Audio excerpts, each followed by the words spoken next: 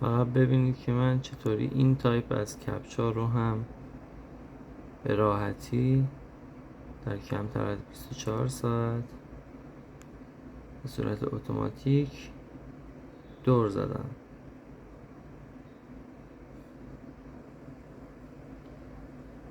یک لاگین کامل و کاملا اتومات.